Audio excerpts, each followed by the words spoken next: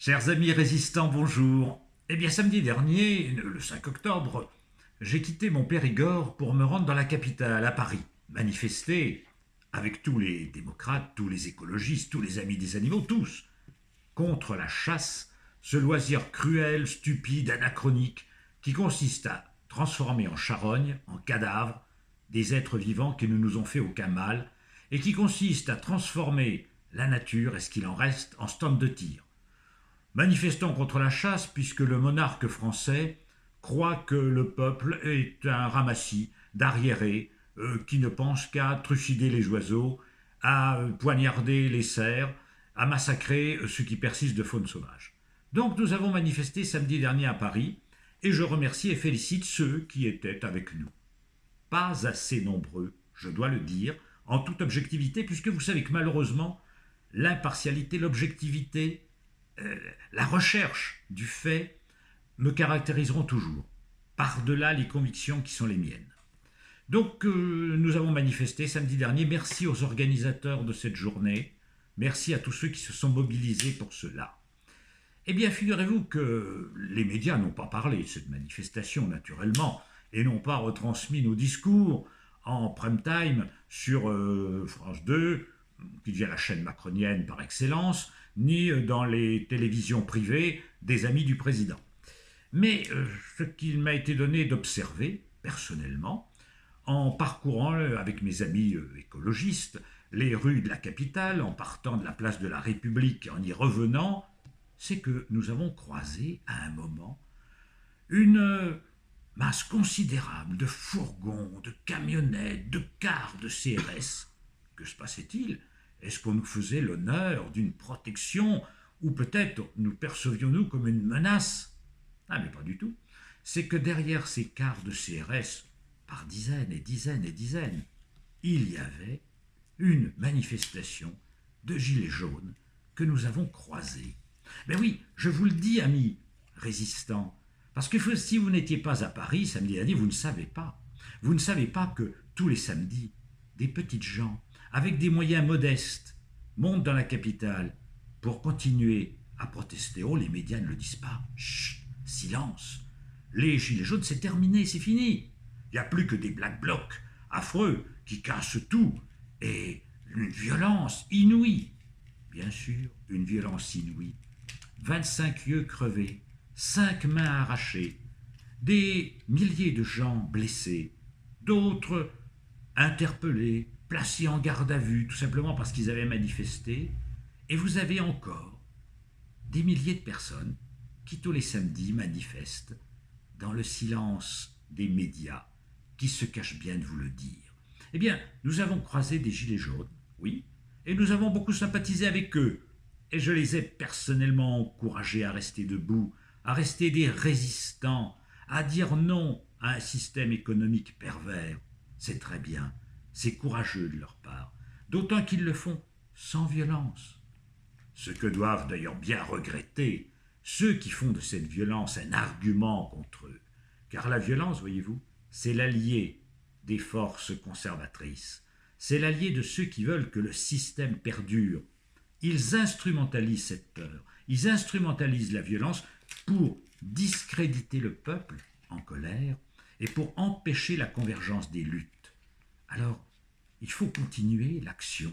Et l'action continue, voyez-vous. Sachez-le. Et je ne l'aurais personnellement pas su si je n'avais pas été à Paris samedi dernier pour manifester contre l'odieuse chasse. Je n'aurais pas su que des petites gens qui ont des moyens modestes et qui font de grands sacrifices pour cela, sacrifices financiers, sacrifices en temps, prennent de leur temps, de leur énergie et prennent des risques pour aller dire non et pour dire qu'il reste des citoyens debout. Oh non, ce ne sont pas des homophobes, des racistes, des ringards, des antisémites, que sais-je encore. Que n'a-t-on pas dit sur les gilets jaunes? Toutes les injures y sont passées, toutes les manipulations y sont passées. Non, les gilets jaunes, c'est le peuple de France qui transmet au monde entier le message de la France. Et le message de la France à l'univers, c'est restez des citoyens debout. Ne vous laissez pas faire par les pouvoirs quels qu'ils soient. Or, nous sommes actuellement, et je vous l'ai dit, en dictature.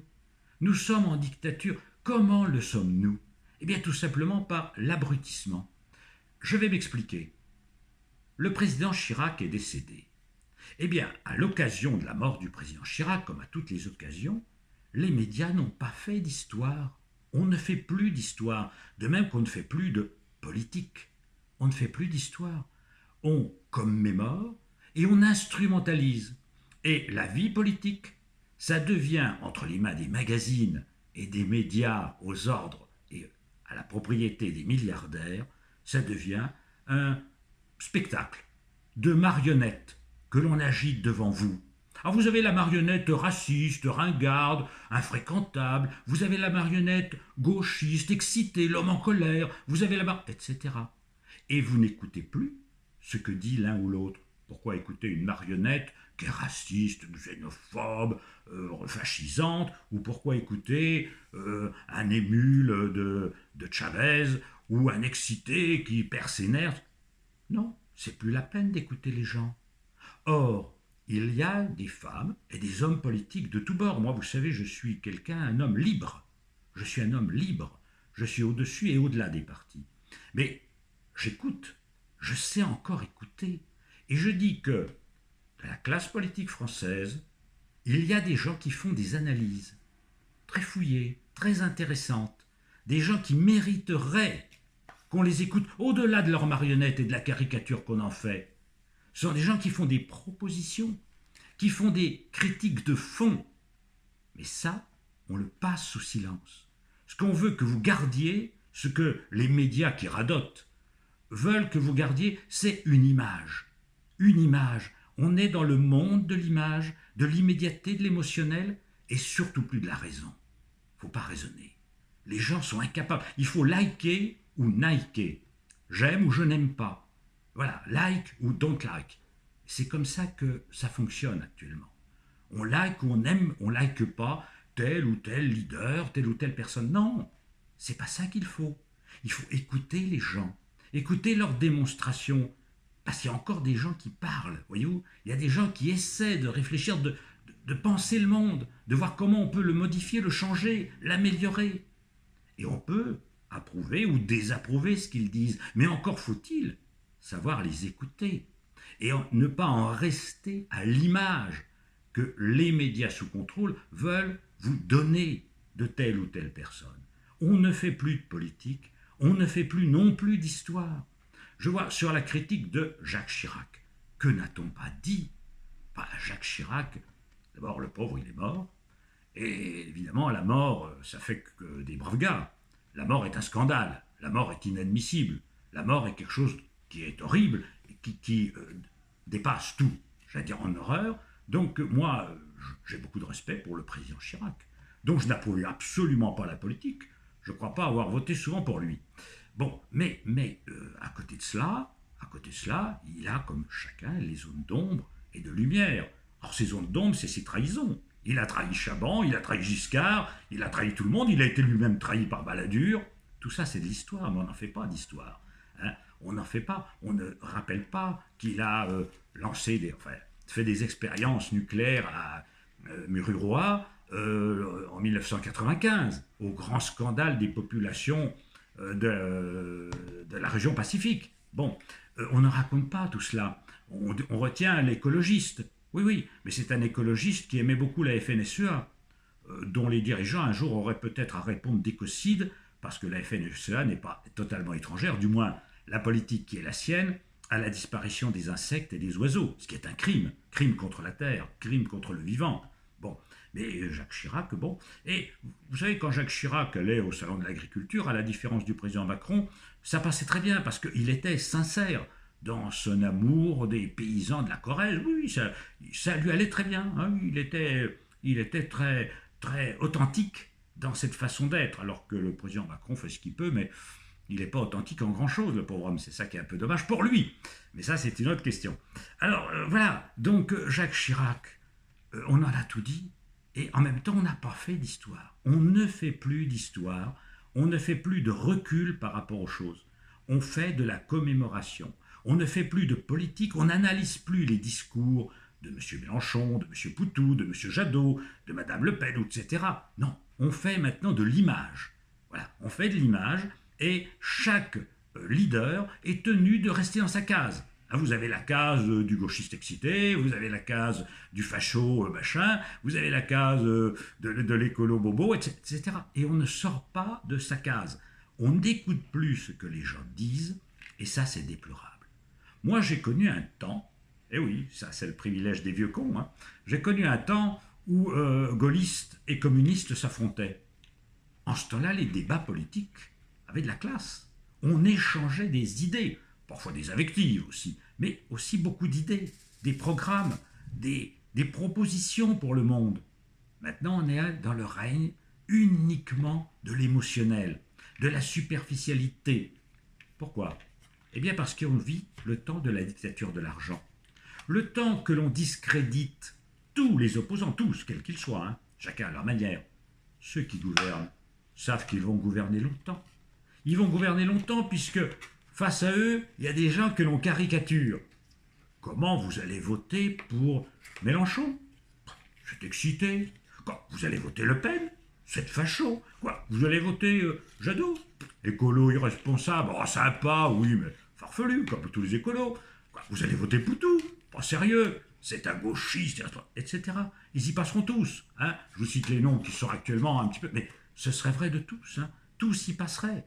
Non, parce que ce que veut le système, ce que veut les chaînes de télévision possédées par M. Bolloré, Lagardère ou je ne sais qui, Paris Match et tout ça, enfin bon, ce que veulent ces gens-là, c'est en fait de contrôler le pouvoir. Donc que leur homme soit élu ad vitam aeternam, qu'ils aient toujours le même candidat. Donc tout le reste est discrédité. Alors moi je ne vais pas vous dire de voter X ou Y, je ne l'ai jamais fait, je ne le ferai pas. Je ne suis pas là pour ça. Je suis là pour vous dire, écoutez les gens qui s'expriment, écoutez la pensée qui s'exprime. C'est intéressant. Les hommes politiques sont intéressants. Les essayistes sont intéressants aussi à écouter. De gauche et de droite. Oui, oui, de gauche et de droite. Moi, je n'ai jamais dissimulé que j'appartiens au courant républicain, laïque et athée. Je ne le cache pas. Bon, mais je dis que dans d'autres courants d'opinion, il y a des gens qui disent des choses intéressantes et qu'il ne faut pas diaboliser, qu'il ne faut pas interdire. Ce qui devrait être interdit, c'est la sottise, c'est l'ignorance crasse, celle qui abrutit, celle qui infantilise. C'est pas les idées. Toutes les idées peuvent s'exprimer dès lors qu'elles ne sont pas criminogènes, hein, c'est-à-dire qu'elles n'incitent pas à tuer les gens. Toutes les idées doivent pouvoir s'exprimer et on doit cesser de réprimer la pensée. J'entends par exemple des gens qui critiquent actuellement beaucoup Éric Zemmour. Éric Zemmour fait la critique de mai 68 et de la modernité. Je ne le rejoins absolument pas sur cette critique. Hein. En revanche, je le rejoins sur la critique, mettons, de l'islamisme. Et qu'est-ce que j'entends ? Qu'il serait raciste parce qu'il critique l'islam. Ah tiens, ça m'intéresse. L'islam devient-elle une race ? C'est une race, être islamique ? Quelle race ? Quelle ethnie ? Hein ? Est-ce que demain le christianisme, le bouddhisme, le confucianisme vont devenir des races ? Mais non, pas plus que le communisme, le socialisme, l'écologisme, le libéralisme ou tous les mots en isme. Ce sont des pensées, ce sont des doctrines, ce ne sont pas des races. Qu'est-ce que le racisme vient faire là-dedans ? On doit pouvoir critiquer l'islamisme comme on doit pouvoir critiquer le communisme, le fascisme, l'écologisme, enfin, toutes les pensées. Toutes les pensées peuvent être soumises à la libre critique. Ce n'est pas un racisme que de critiquer une idéologie, quelle que soit cette idéologie. Mais voyez à quel degré on descend, à quel degré de la pensée. Alors de l'autre côté, du côté plus conservateur, j'entends des gens qui nous disent « Ah ben, par exemple, les gens de gauche, la France insoumise, vous approuvez Robespierre. Donc on devrait peut-être vous juger parce que vous faites l'apologie d'un crime historique, qu'est la terreur en 1793. » Quelle stupidité aussi. Enfin écoutez, c'est l'anachronisme le plus total. On en arrive vraiment à une époque aberrante où je suis inquiet pour la liberté d'expression, dans un sens comme dans l'autre. Vous voyez, un coup à gauche, un coup à droite. Moi je dis, vive le débat des idées, vive les gens qui pensent, vive les gens qui proposent des choses. On peut réfuter une pensée, on peut réfuter une opinion, c'est légitime. Mais on doit respecter cette liberté d'expression, d'où qu'elle vienne, quelle qu'elle soit, sauf la limite, c'est le respect du vivant. C'est-à-dire qu'on ne pourra jamais admettre que l'on tue des gens au nom d'une idéologie. Mais là, ce n'est plus de l'idéologie, ça devient du crime. Mes chers amis, continuons le combat, hein, et allez aux manifestations contre la chasse, contre l'exploitation de l'arbre, de l'animal et de l'homme. Allez, vive la résistance et à bientôt.